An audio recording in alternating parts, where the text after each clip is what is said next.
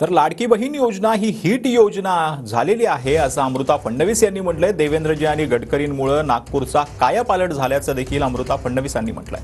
भारतात मोदींना निवडून आणलं तसं महाराष्ट्रात भाजपला आणावं असं आवाहन देखील यावेळेला अमृता फडणवीसांनी केलं। खूप दिवसांनी इथे आल्याने आणि तुमचे चेहरे पाहिल्याने हे लक्षात येतंय की आज तुम्ही आनंदी आहात। लाडकी बहीण योजना ही एकदम हिट झालेली आपली योजना आहे। देवेंद्रजींची संकल्पना ही तुमच्यासाठी, कारण प्रत्येक स्त्री जी आर्थिक दृष्ट्या थोडी प्रबळ नाही तिच्या मागे त्यांना उभं राहायचंय, त्या विचारातून आलेली ही संकल्पना आणि मला आनंद आहे की तुम्ही त्याचा फायदा उचलून घेताय। आज नागपूरचा पण देवेंद्रजी नितीनजीमुळे कायापालट झालेला आहे।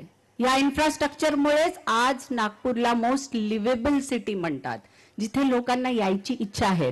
तर यासाठी हे चालू राहण्यासाठी आपल्याला जरुरी आहे की जसं आपण सेंटरमध्ये भारतात मोदीजींना निवडून आणलं तसं आपल्या महाराष्ट्रात पण भाजपा भक्कम होणं जरुरी आहे।